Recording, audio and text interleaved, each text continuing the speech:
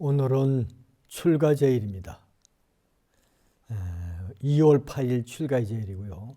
2월 15일은 부처님께서 열반하신 열반제의 날입니다. 1996년부터 종단에서는 일주일간을 출가 열반절 정진 주간으로 정해서 불자들의 수행과 자비 나눔을 권장을 하고 있습니다. 부처님께서는 잘 아시겠지만은 이 무수업을 수행을 해왔기 때문에 중생들에 대한 자비심이 일체 중생을 생각하는 마음이 아주 지극하셨습니다. 어렸을 때부터. 12살 때에 농경제라고 하는 그런 행사에 참여를 하게 됩니다. 부왕을 모시고 이 농업하는 사람들을 위한 그런 이 제가 있는데 거기에 참석을 하게 됐어요. 행사는 화려했지만은 끝나고 나서 돌아볼 때에 아주 피곤해하는 농부가 쟁기질하는 모습을 보고 한번 묻습니다. 왜 그렇게 피곤하게 일을 하고 있느냐라고 하니까 제가 부지런히 농사를 지어야지만 나라의 세금을 잘 낼 수가 있습니다. 그래서 열심히 이 농사를 짓고 있습니다 하는 얘기를 들어요. 그래서 이 왕자는 생각하기를 이 왕궁의 화려한 생활이 많은 사람들의 고통 위에 있구나 하는 것을 느껴요. 그리고 왕자를 호위하는 사람들하고 같이 동쪽문으로 산보를 갑니다. 산보를 갔는데 거기서 나이가 든 노인을 만나게 돼요. 그리고 저 힘이 없고 저렇게 피폐한 저 모습이 무슨 모습이냐 하니까 모든 사람들은 나이가 들면 저렇게 늙습니다 하는 얘기를 해요. 그래서 그렇구나 하고 깊은 이 감회를 가지고 돌아와서 다시 이제 또 얼마큼 있다가 서문을 갑니다. 서쪽문 밖에는 거기서 병든 환자를 보게 돼요. 병들어서 아파하는 그런 환자를 보게 돼서 전 또 무엇이냐 하고 물으니까 시중하는 사람들이 나이가 들면 저렇게 병이 듭니다. 병이 들어서 아파하는 모습입니다 하는 소리를 듣고 사람은 늙고 또 병이 드는구나 하는 것을 이 가슴에 크게 담아둬요. 그리고 또 어느 땐가 남문을 가게 됩니다. 남문을 가게 되니까 죽은 사람의 행여가 나가요. 저건 뭐냐 하니까 사람이 죽으면은 저렇게 장례 치르는 모습입니다 하는 얘기를 해요. 그렇구나. 사람이 늙고 병들고 결국 죽는구나 하는 것을 크게 느껴요. 그래서 나도 결국 저렇게 나이가 들어서 늙고 병들어서 죽는 거 아니냐. 이 생로병사 태어나서 늙어서 병들어서 죽는 이것을 해결해야 하는 것이 가장 중요한 일이로구나 하는 생각을 하게 돼요. 그다음에 이제 어느 때 또 그 세월이 지나서 북문 밖을 나가게 됩니다. 북문 밖에서는 이 수행승이 지난 것을 보게 돼요. 그래서 저 사람 뭐 하는 사람이냐라고 하니까 저 사람들은 출가를 해서 수행을 하는 사람들입니다 하는 이야기를 해요. 그래서 그분한테 물어봅니다. 무슨 수행을 합니까? 그러니까 우리는 해탈을 구하기 위해서, 열반을 구하기 위해서 수행을 합니다 하는 이야기를 해요. 그래서 저런 또 수행하는 방법이 있구나 하는 것을 보게 되고, 마음속으로 늘 나도 이 생로병사를 해결해야 되는데 결국 출가를 해야지만 이 문제를 해결할 수 있겠는가 하는 생각을 하게 돼요. 그래서 젊어서부터 큰 문제의식을 가지고 고민을 합니다. 그래서 이 부왕께서는 이 왕자의 그러한 모습을 보고 출가를 안 시키려고 많은 애를 씁니다. 따로 왕궁을 지어서 왕자를 거기 살게 하고 결혼도 시키고, 또 결혼하니까 또 아이까지 낳게 되고, 이렇게 그런 생각을 안 나게끔 아주 풍요하고 또 인간이 누릴 수 있는 것을 전부 다 즐겁게 누릴 수 있도록 그렇게 해 줍니다. 그런데도 불구하고 마음속에서는 이 생로병사를 어떻게 하면 해결할 수 있을까 하는 그것을 버리질 못하고 있어요. 늘 동문에서 봤던 늙은 모습, 서문에서 봤던 이 병든 모습, 남문에서 봤던 죽어서 장례 치르는 모습, 또 북문에서 봤던 수행을 해서 열반의 세계에 이루고자 하는 수행자의 모습이 늘 머릿속에 남아서 아무리 풍요하고 유복한 생활을 해도 그것을 저버릴 수가 없었어요. 그래서 결국 나이 29세 때에 왕궁을 몰래 빠져나와서 출가를 하게 됩니다. 많은 사람들을 만나보게 돼요. 어떻게 해야지 바른 수행을 해서 이 생로병사를 벗어날 수 있을까 하는 생각에 그 당시에 물어서 그 당시엔 세 가지 종류의 수행자들이 있었습니다. 하나는 고행주의자라고 해가지고 이 모든 인간의 괴로움의 원인이 육체에 있다. 육체를 극복하는 고행을 해나가는 고행주의자들이 있었어요. 그래서 그 무리들을 찾아갑니다. 그래서 고행하는 모습을 다 보고 저렇게 고행을 하는구나. 그럼 이제 수장되는 사람을 찾아가서 물어요. 이 고행 수행을 해서 결국 목적이 무엇입니까? 물어요. 그러니까 고행을 해서 다음 생에는 하늘에 태어나기 위해서, 천상에 태어나기 위해서 수행을 합니다 하고 대답을 해줘요. 그러니까 부처님은 이 살아현생에 생로병사를 해결하는 것이 가장 중요하다고 생각했는데, 천상에 태어나는 것을 위해서 고행한다고 하니까 그게 맞지 않아서 거기서 떠납니다. 그 다음에 이제 두 번째, 배화주의자라고 불을 모시고 범천을 모시고 하는 그런 단체가 있는데, 거기 가서 이제 또 그분들하고 대화를 하고 묻습니다. 이런 행위를 통해서, 이런 수행을 통해서 목적이 무엇입니까?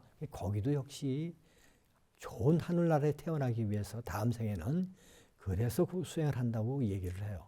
그래서 역시 그것도 내가 원하는 수행이 아니다 라고 해서 마지막으로 이제 수정주의자를 찾아갑니다. 그때 수정주의자들은 우리 마음을 고요하게 해서 해탈을 할 수 있다고 이렇게 생각하는 그런 수정주의자들이었습니다. 그래서 그것이 상당히 공감이 와서 그 당시에 이제 그 아주 유명한 알라라 까마라라는 그 수정주의자 있었고, 또 하나는 우타카 라마푸타라고 하는 그런 그 유명한 사람이 있었는데, 그 찾아가서 그 이제 그분들의 공부를 해야 되겠다라고 생각을 해서 그 공부를 합니다. 공부를 했는데 전생부터 오랜 수행을 해왔던 분이라 얼마 되지 않아서 그분들이 말하는 그러한 최고의 경지에 이르게 됩니다. 그러니까 그분들이 깜짝 놀라서 야, 저건 아주 타고난 분이로구나, 타고난 사람이다. 그래서 이제 그 시타타 태자를 이제 그 따로 불러서 내가 너한테 모든 것을 이렇게 그 전수해주고 해줄 테니까 이 단체를 이끌어라라고 이야기를 해요. 이 정도라고 하면은 생로병사를 뛰어넘을 수 있는 그런 것은 아니다. 이건 아니다 싶어서 다시 떠나요. 거기서 다른 수정주의자 한테 가서 또 이제 수행을 합니다. 수행을 하는데 머지않아서 또 금방 그들이 말하는 최고의 경지에 이르게 돼요. 그쪽에서도 역시 내 제자가 된다면 이 단체를 다 너한테 넘겨줄 주막에 너가 지도를 해라 라고 했지만은 부처님께서는 이것은 아니다. 내가 원하는 그러한 그 수행의 최고의 경지는 아니다. 열반의 경지는 아니다 라고 생각을 해서 거기서도 뛰어나옵니다.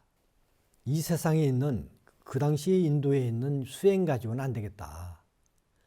정말 진정한 생로병사를 해결해주는 그러한 것은 못 되는구나 생각을 해서 그 당시에 니르나라는 지방에 고행님이라는 곳이 있는데 그곳을 찾아가서 혼자 고행을 합니다.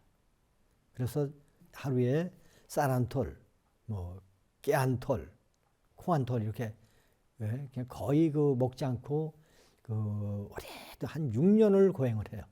그래서 살은 하나도 안 붙어 있고 뼈만 남은 그런 모습까지 죽기 직전까지 고행을 해요.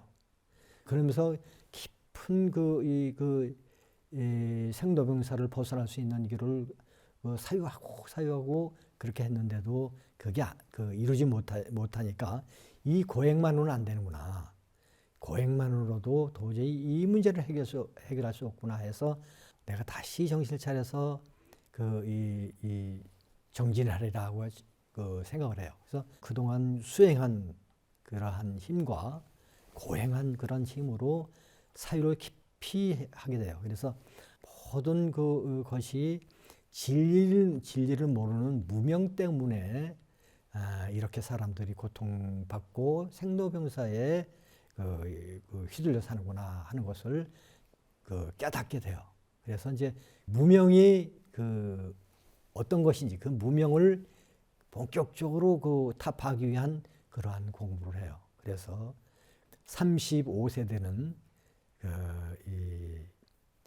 12월 8일에 떠오르는 새별을 보고 깨닫게 됩니다. 그래서 본인이 늘 문제의식을 가지고 벗어나고자 했던 생로병사를 벗어나는 큰 깨달음을 얻게 돼요.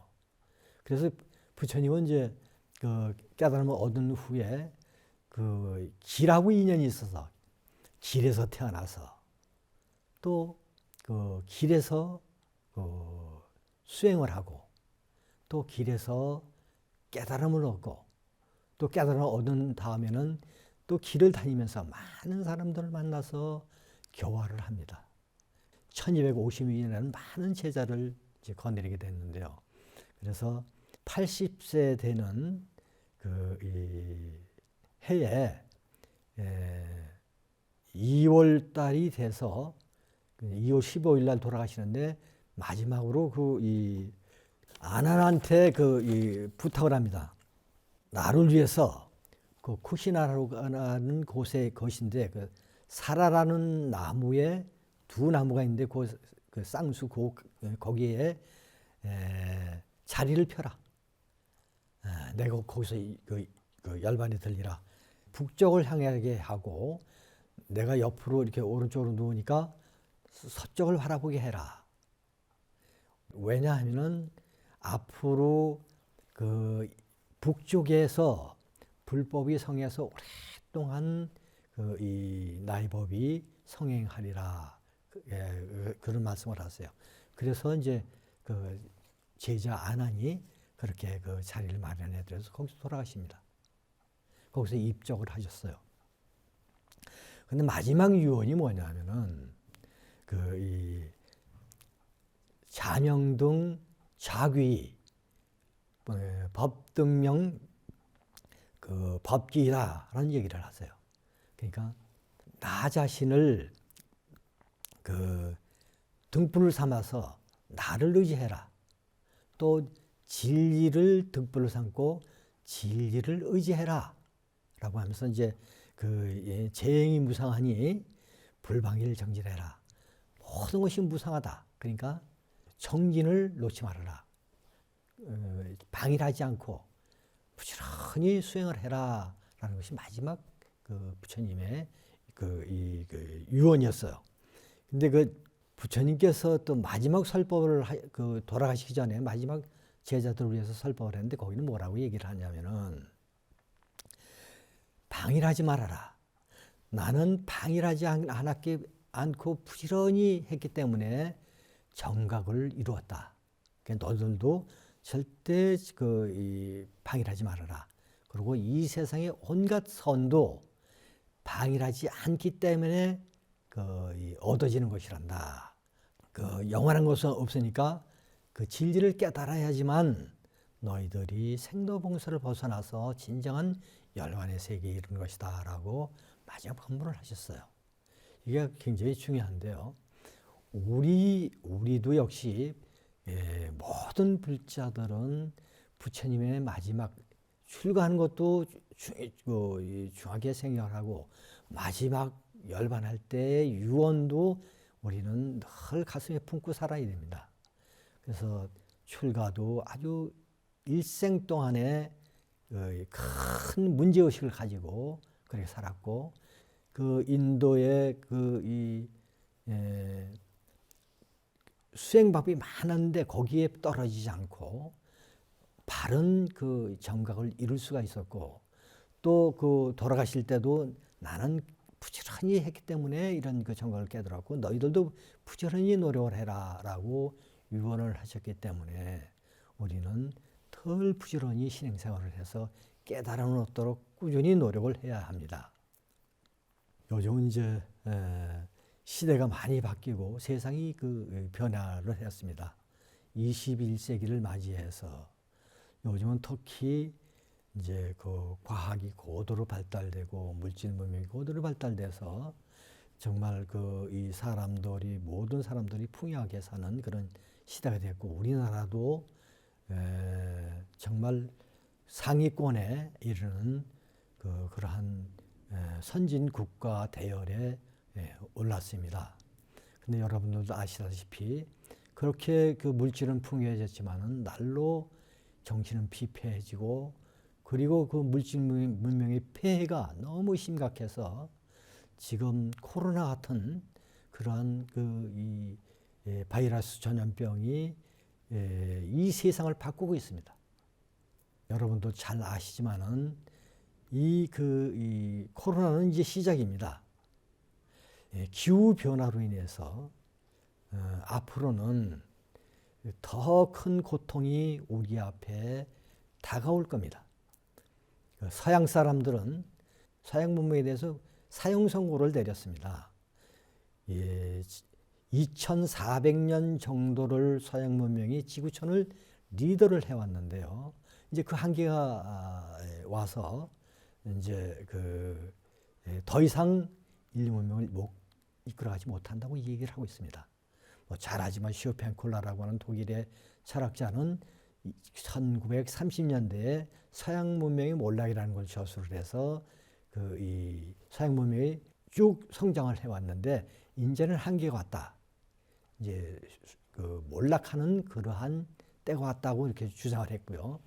그분의 영향을 받은 역사 철학자 토인비는 일생 동안을 서양 문명의 몰락을 연구를 했고 28년 동안 이 저술을 했던 역사의 연구라는 그 책에 보면 똑같이 서양 문명의 몰락을 주장을 해왔습니다. 그리고 2015년도에 코넬이라고 하는 철학자 겸 과학자와 그리고 그 미납이라고 하는 철학자 겸 과학자인 두 사람이 공저를 한 책이 있는데요. 앞으로의 미래의 세계를 정말 그 과학자들이 연구해 것을 종합해 놓은 건데요. 거기 보면 좀 놀랍니다.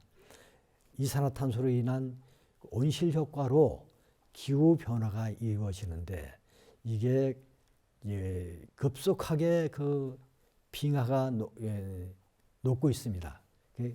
만일의 빙하가 다 녹을 경우에는 어떤 그 상황이 벌어지냐면은 그 빙하 밑에 있는 그 메탄가스라는 것이 상승을 해서 이산화탄소보다 더 훨씬 온실 효과를 더 심하게 주어서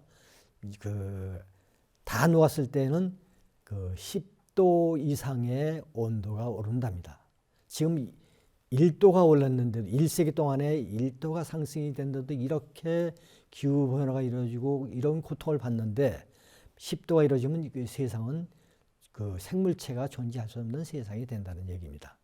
그리고 온도가 오를수록 이 세균과 바이러스와 각종 전염병과 이런 것이 생겨서 각종 해충과 이런 것이 생겨서 사람들이 살기 점점 어려운 세상이 온다고 얘기를 하고 있습니다.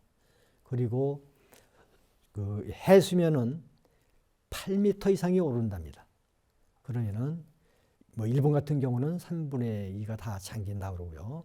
또 뭐 그 뉴욕이라든지 런던이라든지 파리라든지 우리나라의 부산이라든지 목포라든지 인천 낮은 지방은 다 이제 물에 잠기게 되고 더 큰 걱정은 세계에 그 400개 정도의 원자력 발전소가 있다는데 그게 다 물에 바닷가에 거의 다 있는데 그게 다 물에 잠길 가능성이 많답니다. 중국 서해안에 우리 쪽에 보면 서해안인데요. 중국 거기 한 20개 정도가 있답니다. 원자력 발전소가. 그러니까 바람이 또 그 서풍이 많이 불기 때문에 우리나라는 정말 점점 더 살기 어려운 그 땅이 돼서 결국 못 사는 땅이 되는 그런 어려움이 있습니다. 그래서 이것을 막지 않으면은 우리는 이제 멸망을 하게 되는데요. 2015년에 썼던 이 서양의 문명이라는 그 책에는 한 5, 60년 갈 것이라고 봤어요. 근데 작년에 과학자들이 발표한 게 의하면은 그 북극에 있는 빙하와 남극에 있는 빙하가 이 30년을 못 간다고 합니다. 그래서 이제 뭐 이 파리 협정을 맺어서 이산화탄소를 줄이는 일을 많이 하고 있는데 서양 문명이 이 피해를 가져온 것이 크게 두 가지입니다. 하나는 너무 개발을 많이 해서 이런 바이러스가 생겨서 고통스럽게 하고 이 이산화탄소를 많이 배출해서 이 지구를 못 쓰는 땅으로 만들어 놓는 것이 첫째 하나고 두 번째는 물질 문명이 너무 발달하다 보니까 사람이 물질, 돈 하다 보니까 전부 다 인간의 본성을 상실해 버렸습니다. 인간의 본성을 상실하면 어떤 현상이 일어나냐면은 모든 사람들이 이기주의에 빠져버립니다. 지금 아주 극한의 이기주의에 빠져 있죠. 부모, 형제도, 이웃도, 친척도, 이 사회도 그 돈이라면 얼마든지 배신하고 하는 그러한 시대가 와버렸습니다. 그래서 이게 참 어려운 일인데요. 이 두 가지가 지금 엄청난 폐해를 주고 있는데 우리가 이 지구촌을 보존을 하려고 하면 환경도 개선해야지만 우리 인간의 본성을 회복시켜야 됩니다. 잃어버린 본성을 회복시켜야 되는데 가장 인간의 본성을 회복시킬 수 있는 것이 뭐냐면은 우리의 선이고 명상입니다. 우리가 주장하는 게 아니라 서구 사람들이 서구 문명의 몰락을 주장을 했고 이 인간의 21세기 문명을 이끌어갈 즉 몰락한 그 서구 문명의 대를 이어서 인류 문명을 이끌어갈 유일한 대안으로 선이라고 주장을 해왔습니다. 그래서 지금 이 미국과 유럽 같은 데는 그 선 명상이 붐이 일어서 태풍이 불고 있습니다. 저희들이 선의 역할을 제대로 해보자고 해서 지금 그 문경 봉암사 옆에다가 세계 명상마을을 짓는데 저희가 그걸 짓기 위해서 선원정 스님들 7, 8명과 교수들 5, 6 조를 짜가지고 세계에서 가장 유명한 선센터, 명상센터를 30곳을 다녀왔습니다. 그 프랑스의 프롬 빌리지를 비롯해가지고 영국, 아일랜드, 미국, 일본, 대만까지 남방에까지 30곳을 다녀왔는데요. 미국, 유럽은 이 가는 선센터, 명상센터마다 대기자가 줄을 잇고 있습니다. 그 정도로 이제 인류 문명을 리드할 수 있는, 구제할 수 있는 유일한 대안이라고 하니까 그렇게 이제 미국, 유럽은 많은 수행을 지금 하고 있습니다.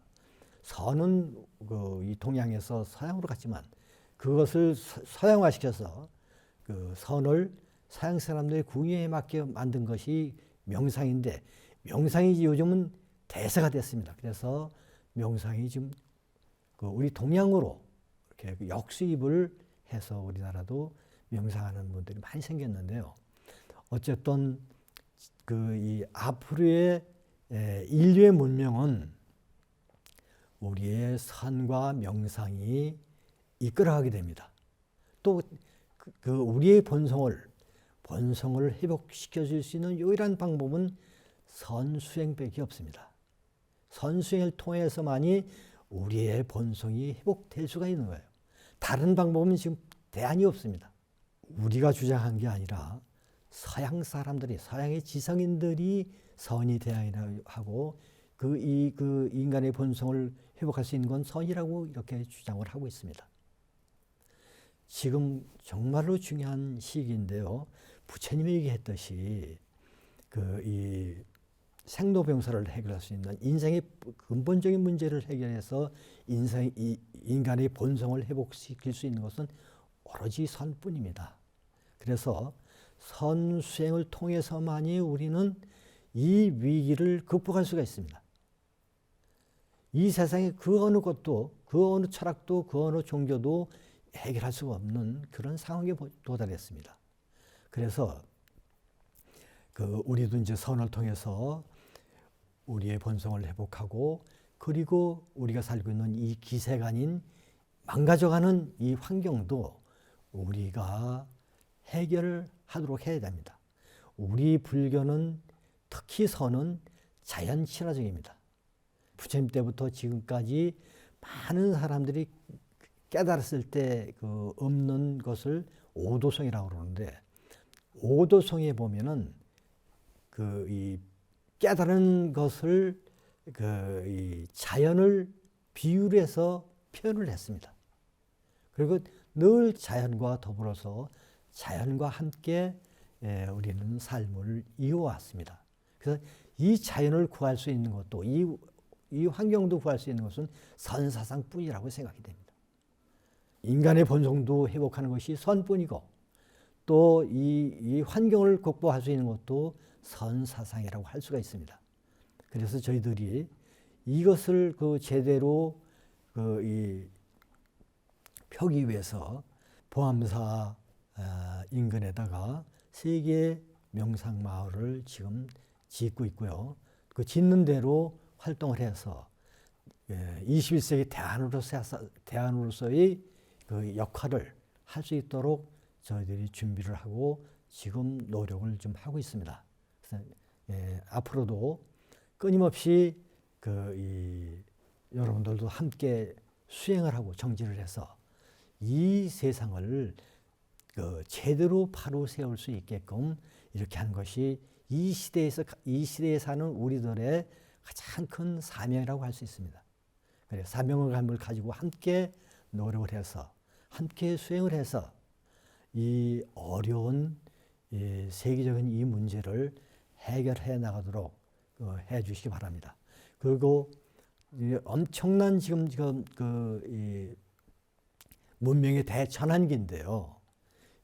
서구 문명에서 몰락해간 서구 문명에서 다시 문명으로 이전이 돼서 선이 이끌어야 할 그런 아주 중요한 시점이기 때문에 모든 불자들이 힘을 모아서 같이 수행하는 일만이 우리의 본성을 회복하고 이 망가져가는 이 환경을 개선할 수 있는 유일한 방법입니다. 그래서 앞으로 시간 나는 대로 저희들이 그러한 것을 정리를 해서 또 체계를 세워서 이것을 한국선이 세계화될 수 있도록 이렇게 저희들이 노력을 할 겁니다. 같이 동참을 하셔서 한국의 하나선이 세계화가 돼서 인류를 구원할 수 있는 그러한 위대한 수행이 될 수 있도록 함께 노력을 해 주시면은 그것이 바로 이 부처님의 진정한 출가의 의미, 열반의 의미를 우리가 실천하는 것이라고 이렇게 생각이 됩니다. 가나선 수행을 하는 것을 일반 불자들이 열심히 했던 분들은 잘할 수 있지만은 제대로 안 해봤던 분들은 굉장히 어려워하고 있습니다. 그래서 거기에 대해서 잠깐만 말씀을 드리자면은 우리 가나선 수행은 혼자 독학이 안 됩니다. 독학이 안 되기 때문에 스승을 모셔서 해야 되거든요. 그 얘기는 뭐냐면은 달마 스님의 혈맹론이라는 책에 보면은 달마 스님도 말씀하시기를 선은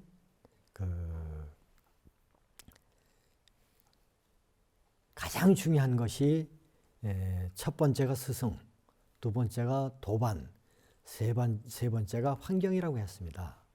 그래서 이 선을 하려면은 첫 번째 스승이 있어야 되고요. 두 번째는 이 도반이 같이 수행을 하는 도반이 있어야 되고, 세 번째는 수행을 할 수 있을 만한 환경이 필요합니다. 이렇게 달마스님도 말씀을 하셨는데, 역대 선지식은 물론이고 지금의 선지식 스님들까지도 똑같은 얘기를 하고 계십니다. 그래서 제일 중요한 것은 스승인데요. 스승을 잘 만나시는 것이 수행을 잘 할 수 있는 가장 중요한 방법이고, 그 다음에 도반을 만나야 됩니다. 혼자서 수행하기는 독학은 거의 불가능해요. 우리 불교는 또 특히 선수행은 독학이 잘 안 됩니다. 그래서 많은 사람들이 수행하는 처소를 가서 요즘은 이제 신도들이 갈 수 있는 수행 처소가 선원이 한 20여 군데 됩니다. 그래서 그런 데 가서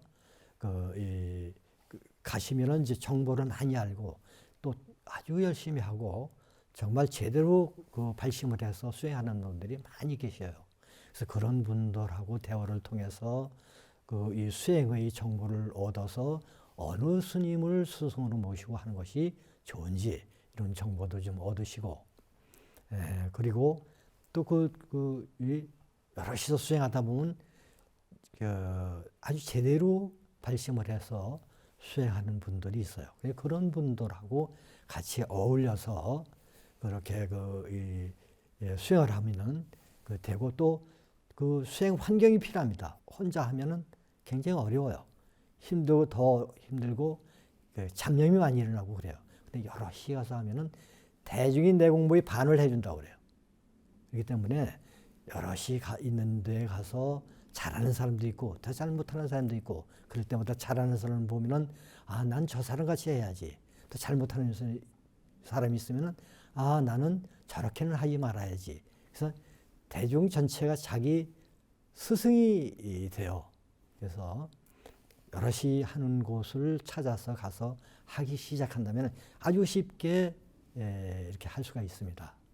그리고 이제 수행하는데 뭐 많은 사람들이 잘 안 된다고 그래요. 잘 안 된다고 그래. 나는 화두가 잘 안 돼요.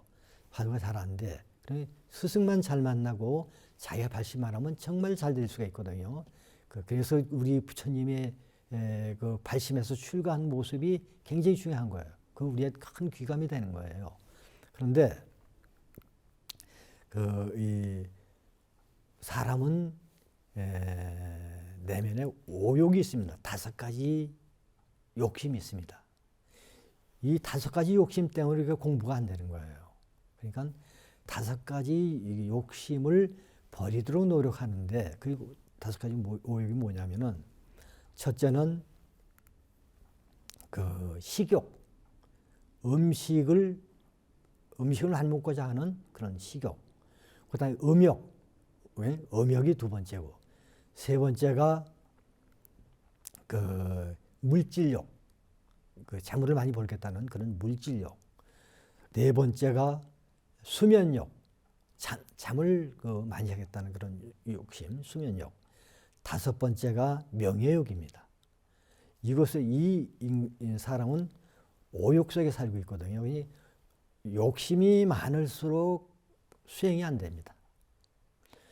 욕심을 자제할 수만 있다면은 그 사람은 그 수행을 잘 할 수가 있어요. 그래서 욕심을 줄이는 방법, 욕심을 극복할 수 있는 방법이 있는데, 그게 뭐냐면 첫 번째가 식욕부터 자제를 하는 방법을 찾으면 돼요. 그게 뭐냐면은 모든 사람들은 잘 먹기를 바라요. 배부르게 먹기를 바라요. 그래서 요즘은 이제 너무 많이 먹어서 물질 문명이 풍요하다 보니까, 물질이 풍요하다 보니까 먹는 것도 아주 굉장히 풍요해져서 배고플 새가 없습니다. 그래서 너무 많이 먹어서 요즘은 대부분이 너무 많이 먹어서 병이 나요. 그 식탐이라고 하는데 식욕인데요.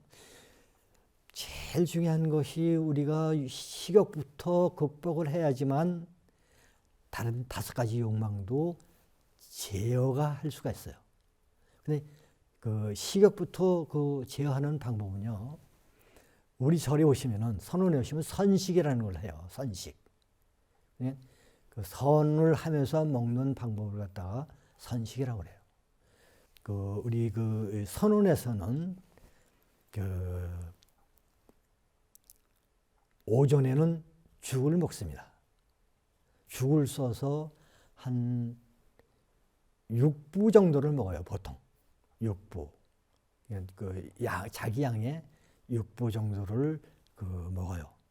그리고 점심에는, 그때는 이제 정식으로 밥을 먹는데, 야채에다 밥을 먹는데, 한 8부 정도를 먹습니다. 8부 정도를 먹고, 저녁에는 5불씩을 하든지 아니면 저녁에 먹는 건 약으로 먹는 거예요. 부처님 때는 저녁을 안 먹습니다. 5불씩을 했습니다. 그러니까 우리 동아시아에 와서는 스님들이 자급자족 하는 중에 일을 했어요. 일을 하는 바람에 이 저녁을 안 먹으면 밤새도록 배가 너무 고파서 수행하기 어려워요. 그래서 동아시아에 와서는 약석이라고 그래요. 약석. 약으로 저녁을 먹는다. 그래서 간단하게 차 한 잔에다가 다식을 먹습니다. 근데 그거는 5분 내지 6분을 먹어요. 왜냐하면은 우리가 잠잘 때 속이 비어서 자야 됩니다. 배가 부르면은 소화를 시키느냐고 오장이 밤새도록 작동을 해요. 그러면은 거의 다음날 일어나면은 이 오장이 피곤해요. 피곤해서 쉬지 못한 거예요. 그 다음날 찌뿌둥하고 살이 찌고 이 피곤해서, 오장이 피곤해서 그게 피곤이 누적되면 병이 나는 거예요. 그래서 우리 선을 하는 사람들은 밤에 먹는 음식을 독약이라고 그랬습니다. 절대 저녁에는 뭘 안 먹습니다. 빈 상태에서 잠을 자야 돼요. 속이 완전히 그 비운 상태에서 잠을 자야 하지만 오장도 푹 쉬고 나의 정신까지도 뇌까지도 푹 쉴 수가 있어요. 그 다음날 또렷또렷한 이 정신을 가지고 수행을 할 수가 있는 거예요. 밥을 먹어서 배가 부르면요, 절대 우리 그 수행이 안 됩니다. 앉으면 식권적으로 잠이 오게 되고, 또 이 배가 부른 상태에서 수행을 하면은 잡념이 많이 일어나요. 화두보다도 잡념이 더 많이 일어나요. 그렇기 때문에 우리 수행하는 사람들은 선원에서는 선식이 배를 비워주는 그러한 식사의 방법입니다. 그걸 갖다 선식이라고 하는데요. 요즘 이제 많은 사람들이 선식에 관심을 가지고 있어요. 왜냐하면 사람들이 먹어서 병이 나요. 그래서 어떻게 섭식을 해야 하는지를 우리 선식이 선원에서 먹는 식사가 가장 극명하게 잘 가르쳐주고 있어요. 그렇게 하는 것은 또한 오욕 중에서 식욕을 다스리는 방법이에요. 누구든지 젊었을 때는 이 배가 고파서 소화가 원활해서 많이 먹게 됩니다. 근데 많이 먹는 것이 결국 우리를 빨리 늙게 하고 병이 나게 하고 그리고 정신을 흐릿하게 해서 수행을 못하게 하고 식욕을 벗어나지 못하니까 나머지 욕심, 오욕이 같이 치성한 거예요. 그러니까 수행을 하려고 하는 사람은 첫째 식욕부터 자제할 줄 알아야 됩니다. 그게 수행의 아주 요예요. 우리가 수행을 하는데 화두가 안 된다, 화두가 안 된다 라고 하는 사람들이 대부분이에요. 그 얘기는 뭐냐면은 나는 욕심을 못 끊었습니다.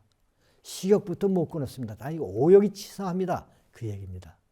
그렇기 때문에 수행을 정말 잘하고 싶거든 식탐부터 자제를 할 줄 알아야 됩니다. 그게 수행의 첫걸음이에요. 그래서 옛날부터 입만 조심하는 수행의 반을 하는 거나 마찬가지라고 했어요.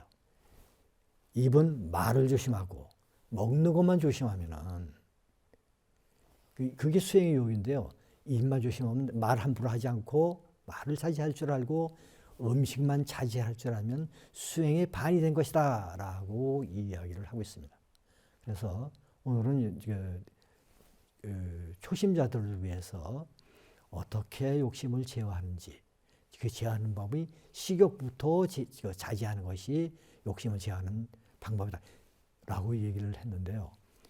식욕부터 자제할 줄 알면 자연스럽게 나머지 오욕이 자제가 됩니다. 이 수행의 요니까 여러분도 수행하면서 참조를 해서 잘 하시고 그리고 대중초소에 나가서 대중이 많이 하는 요즘 신도들 선원이 많이 있습니다. 그런 데서 수행을 하시고 그런 데서 정보를 정확히 들어서 이 시대에 어떤 분이 이 선지식인지 내 공부를 제대로 가르쳐 줄 수 있는지 그러한 것을 정보를 통해서 얻어서 그러한 스승을 잘 만나서 바른 수행을 제대로 된 수행을 잘 할 수 있기를 바랍니다. 처음에도 얘기했지만은 출가에서 열반전까지 일주일 기간을 정진 기간으로 정해서 종단에서 신도들의 정진과 자비난 후의 실천을 이렇게 권장을 하고 있습니다. 특히 날짜를 정해놓고 정진하는 것은 굉장히 중요합니다. 가정에서라도 아주 굳은 마음을 가지고 내 요때는 참선하는 분은 선을, 또 연불하는 분은 연불을, 또 뭐 절수행하는 분은 절수행을 등 자기가 하는 수행을 딱 일주일 정해놓고 그 기간 동안 음식도 자제를 하고 이 말도 자제를 하고 또 아주 자기 마음을 다잡아서 일주일 동안을 시간을 정해놓고 딱 이렇게 공부를 하게 되면 공부의 그게 요령입니다.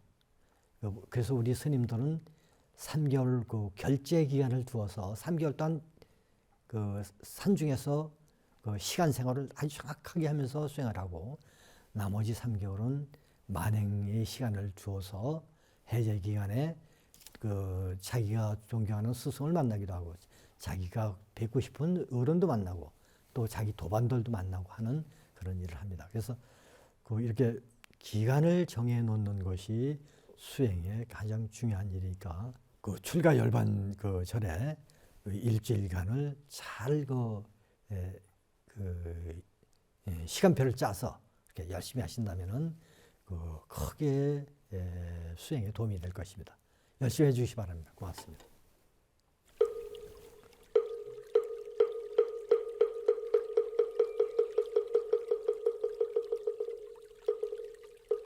나무 영삼불멸학소상전 시야본사서가모니불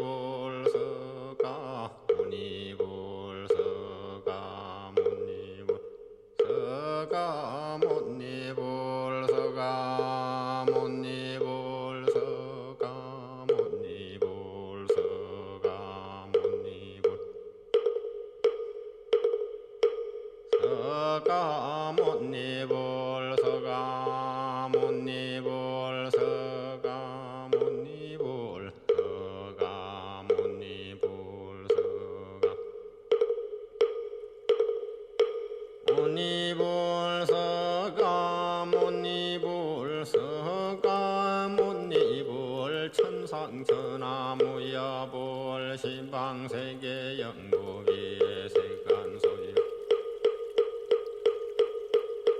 징견 일체무효 여부